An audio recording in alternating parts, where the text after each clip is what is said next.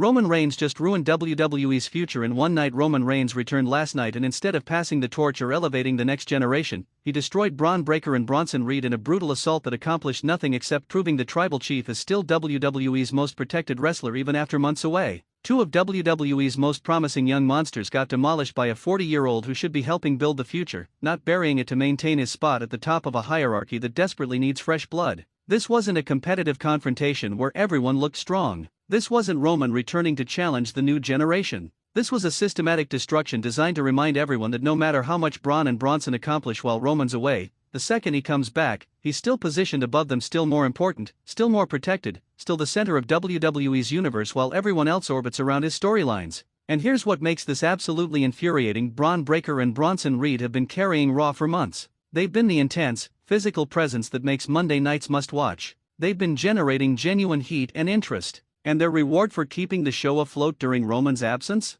Getting beaten down like jobbers the moment the real star decides to grace WWE with his presence again. Smash that like button and subscribe to Wrestling News CC, because I'm about to expose exactly why Roman's return destroyed months of momentum for WWE's future, how this attack proves nothing has changed about WWE's obsession with protecting Roman above all else, and why Braun and Bronson both deserve massive apologies for being sacrificed to maintain Roman's ego. Let me walk you through this disaster, because the execution reveals WWE's priorities at every turn. Roman's music hits unexpectedly during the main event segment. Braun Breaker and Bronson Reed are in the ring cutting promos about dominating Raw in the absence of the so-called top guys. They're establishing themselves as the new monsters of WWE. The crowd is invested because both men have legitimate credibility after months of dominant performances. Then Roman's music hits. The crowd explodes because Roman is over, there's no denying that. He's been positioned as WWE's top star for so long that his return creates genuine excitement. The problem isn't that fans are happy to see Roman, it's what WWE does with that reaction.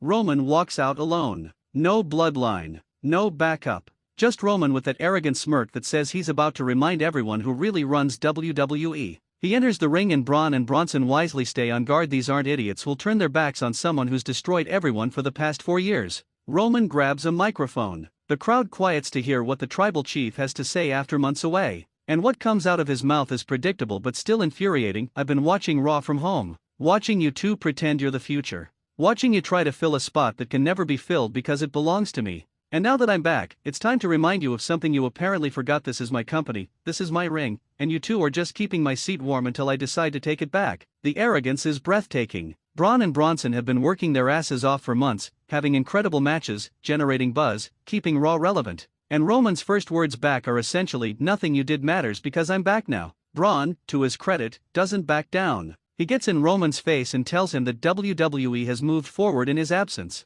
that the future is here whether Roman accepts it or not. That Roman can either adapt or get left behind by wrestlers who are hungrier and more relevant than a 40-year-old clinging to past glory. It's a great promo. It positions Braun as fearless and ready for this confrontation. It creates the potential for an actual passing of the torch moment where the new generation proves they're ready. And then WWE destroys all that potential by having Roman attack. Not in response to physical provocation. Roman throws the first punch, sucker punching Braun while he's still holding the microphone. Bronson tries to help his fellow monster, and Roman starts dismantling both of them. Here's where it gets really problematic. This isn't a competitive fight where Roman barely survives against two powerful opponents. This is Roman dominating both men simultaneously. He hits a Superman punch on Braun, spear to Bronson, another Superman punch to Braun, another spear to Bronson. Back and forth, Roman is hitting his signature moves on both men, and they're selling like they're being destroyed rather than mounting any meaningful comeback. The crowd is cheering because they're conditioned to cheer Roman. But what they're actually watching is WWE teaching them that Braun Breaker and Bronson Reed, despite months of being presented as dominant forces, are no match for Roman Reigns when he decides to get serious.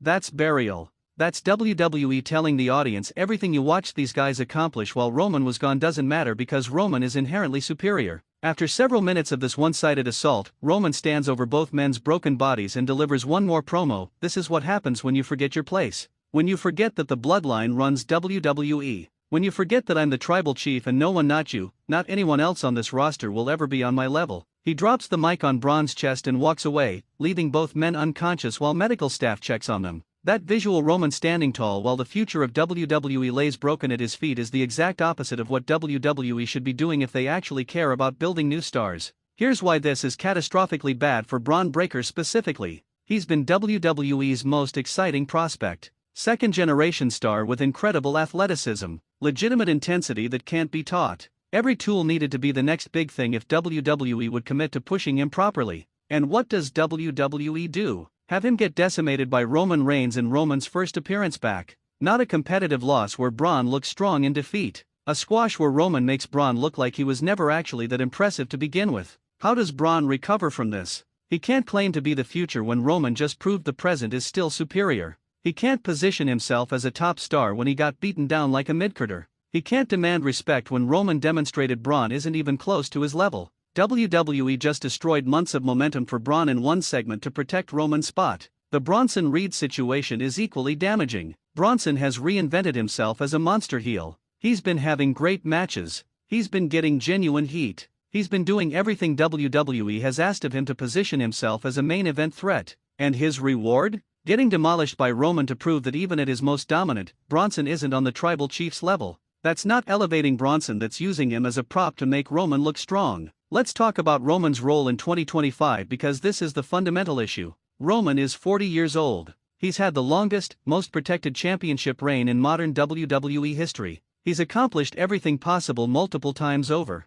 His legacy is cemented. At this stage, Roman's value to WWE should be in creating the next generation of stars. He should be the established legend who puts over rising talent, helps them look credible, and transitions them into main event roles through competitive losses that enhance their careers rather than continuing to pad his own resume. Instead, Roman returns and immediately re-establishes himself above everyone who's been carrying the company in his absence. That's not what legends are supposed to do. That's ego maintenance disguised as protecting the business. The locker room reaction is reportedly mixed. Some wrestlers are happy to see Roman back because he's a draw and his presence elevates interest in WWE programming. But younger talent is frustrated watching Roman immediately get positioned above them despite months of their hard work keeping things afloat. Braun specifically is said to be disappointed. He was apparently told this segment would be competitive and make him look strong even in losing to Roman. Instead, it was a one-sided beatdown that made him look weak compared to the returning star. Here's what should have happened. Roman returns and challenges Braun and Bronson rather than just attacking them. He acknowledges they've been impressive in his absence but questions if they're ready for his level.